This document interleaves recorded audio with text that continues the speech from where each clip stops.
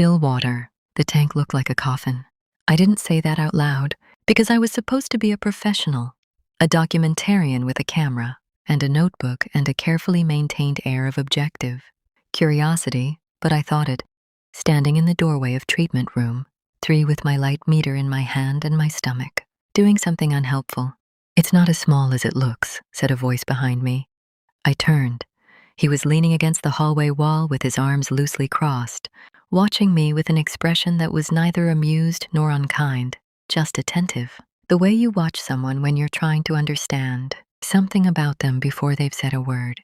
His name was Noah. He'd introduced himself at the front desk 40 minutes ago, center director, lead therapist, the person my original subject had told me to find when she'd called that morning to cancel. "He'll take care of you," she'd said, which was the second time in my life someone had said that to me, about a man I hadn't met yet, and the second time I hadn't known what to do with it. "I wasn't going to say coffin," I said. "Most people think it," he said. "The ones who don't are either very experienced or not paying attention." He pushed off the wall and came to stand beside me in the doorway, looking at the tank the way you look at something familiar. "Which would you rather be?" I looked at him sideways. "Experienced," I said. "Then you'll need to get in it." I want to explain something about the year before I walked into that flotation center. I had not stopped moving in 34 months. I had been to 11 countries. I had filed 22 documentary segments, rivers in drought, a community rebuilding after a flood, a family of cheesemakers in the French countryside who had no idea they were the most peaceful people I'd ever filmed. I slept in hotel rooms and spare bedrooms, and once, memorably, a converted sheep barn in rural Iceland that smelled like lanolin and old wood and something I couldn't name but found oddly comforting. I was, professionally, having the best years of my career. Personally, I was running. I knew it the way you know things you've decided not to look at directly. Peripheral. Constant. Easier to keep moving than to stop and let it catch up. The Floatation Center story was supposed to be 3 days. A human interest piece on sensory deprivation therapy, the science, the practitioners, the people who floated regularly and swore it had changed something fundamental in them. I'd done my research. I knew the talking points. I was not supposed to be the story, but my subject had canceled, and Noah had said I can walk you through it myself, if you want to understand what you're documenting. And something in me had said yes before I'd finished thinking it through. He didn't make me get in that first day. He showed me the room, the tank, the shower you took before and after, the dim light you could leave on inside if you needed it, the button that opened the lid from the inside instantly, no delay, always. He explained the water temperature, the salt content, the silence.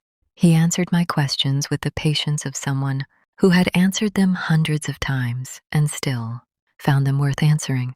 Then he said, "What are you afraid of?" I had my camera up. Professional habit, something to do with my hands. I lowered it. "The silence," I said, which surprised me by being true. He nodded, unsurprised. "Most people say the dark," he said, "or the enclosed space. Silence is rarer." He looked at me steadily. "What does the silence sound like when you imagine it?" I thought about it. "Like something catching up," I said. He was quiet for a moment. "That's what we're working with then," he said. Not unkindly, not like a problem, like information. The first float was the following morning. Noah stayed in the room. I'd asked, which had cost me something. I was not, professionally or personally, someone who asked for things, and he'd said yes without making it a discussion. He sat on a low stool near the door while I showered and lowered myself into the water, and the salt held me immediately, effortlessly. In a way that my body didn't know how to accept, I floated and I panicked quietly for about 10 minutes, and then something shifted. Some deeply held tension in my back and shoulders releasing in increments. The water doing something that no amount of hotel, beds and red-eye flights had managed in 3 years. I didn't sleep, but I went somewhere adjacent to it. When I came back, when my awareness sharpened and I knew the session was close to ending, Noah was there. I heard him move before I saw him. The soft sound of him standing, and then the tank's interior light came up gently. No sudden change, and his hands came to my shoulders to help me sit up. His touch was steady and certain and completely without self-consciousness, the touch of someone who had helped hundreds of people out of that water and knew exactly how to do it. both hands, one at each shoulder, taking my weight as I came upright. The salt water streamed off me and I blinked in the low light and he said, quietly, "Take your time." I sat at the edge of the tank with my feet in the water and my heart doing something slow and strange in my chest, and he sat down on the stool beside me, and we stayed like that for a while without talking. "What caught up?" he said eventually. I looked at the wall. "My mother died," I said. 2 years ago. I filed the story I was on, and I flew home for the service, and then I flew back out. And I haven't really stopped since." He didn't say he was sorry.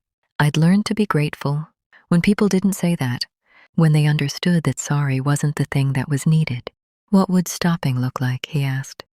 "I don't know," I said. "I think that's what scared me about the silence." He nodded slowly. "The silence doesn't judge," he said. "It just holds whatever you bring into it." I looked at him then. He was looking at the tank, at the still water, undisturbed now, reflecting the low light in slow ripples. His face was calm in the particular way of someone who has made peace with something difficult and carries it quietly. "What do you bring into it?" I asked. He glanced at me, a small surprised look, not used to the question coming back. "Same thing most people do," he said. "Everything I haven't figured out how to put down yet." The second float was 2 days later, and I asked him to stay in the room again. This time I left the interior light off. The dark was different than I expected, not empty but full somehow, full of the sound of my own blood and the faint rhythm of my breathing and the nothing noise of the water, which wasn't really nothing at all. I floated and I let myself think about my mother, which I had been carefully not doing for 22 months, and I cried a little in the dark, where no one could see me except that Noah was in the room, and somehow that made it possible rather than unbearable. Afterwards, sitting at the edge again, he handed me a towel without being asked and sat beside me on the floor. And this time, both of us on the tile, shoulders not quite touching, and I told him things I hadn't told anyone about her. About the sheep barn in Iceland that smelled like something I couldn't name, which I finally understood sitting there, had smelled like her house. About the filing and the flights, and the constant forward motion that had felt like survival and probably was, for a while, until it wasn't. He listened the way he did everything, completely, without filling the silences, letting things land before he responded. At one point he said, "You're very good at witnessing other people." "It's my job," I said. "It's more than that," he said. "But you don't let anyone do it back." I didn't answer, because he was right, and we both knew it. His shoulder was against mine by then. Neither of us had moved deliberately. We'd just settled into the same space, the way people do when the guard comes, down far enough. I was aware of it the way I'd been aware of his hands on my shoulders, present, real, the specific warmth of another person after a long time of managed distance. "Why do you do this work?" I asked, specifically. He was quiet for a moment. "I had a bad year," he said. "Few years ago, the kind where you stop recognizing yourself." He paused. "Someone brought me to a float tank. I thought it was ridiculous. I got in anyway." He looked at the water. "I came back to myself in there, slowly, over a lot of sessions. And I thought, if I can help other people do that, that's enough. That's a good reason to get up." "Did you come all the way back?" I asked. He looked at me sidelong. "Still working on it," he said. "On my last evening, I packed my equipment slowly, taking longer than necessary over things that didn't require care. Noah found me in the equipment room at 7 after the center had closed, because I hadn't left and he hadn't asked me to. He leaned in the doorway, the same posture as the first day, arms loosely crossed, watching, and I kept packing and didn't turn around and said, "I don't know how to file this story." "What's the story?" he said. "I went in to document other people being changed," I said, "and I got changed instead." The room was quiet. "That happens," he said. "Does it happen to you?" I turned around then. "Do you still get surprised by it?" He looked at me for a long moment. The center was dim and quiet around us, the kind of quiet I'd been afraid of a week ago, and I noticed that I wasn't afraid of it anymore, that it had become something different, something I associated now with him, and this place and the particular feeling of being held by water in the dark and coming back to yourself. "You surprised me," he said. It was simple, undefended. I crossed the room. I don't know who moved first. I think we both did. The same slow gravity that had been pulling since the first morning in the doorway. And then his arms, were around me, and my face was against his shoulder, and we stood like that in the quiet of the closed center with the faint smell of salt water around us. His hand came to the back of my head, careful and certain. We stayed there for a long time. Eventually, I said into his shoulder, "I need to file something." "File something," he said. "Then come back." I pulled back enough to look at him. "That's not very professional." "No," he said and almost smiled. "It isn't."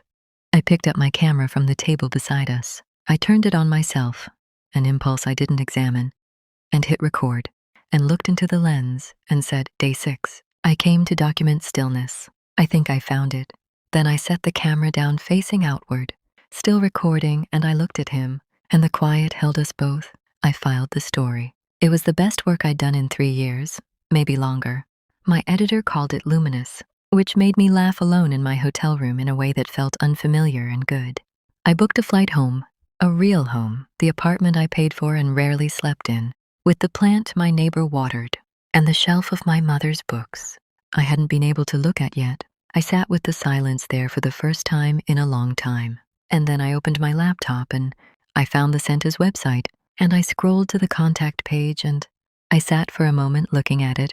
Then I typed, "I'm coming back through in 3 weeks. I told you I would." I meant it. I hit send before I could think about it. His reply came 4 minutes later. "I know," it said. "I've been still. Mature audiences 18 plus. All characters are adults. This story contains emotionally intimate content.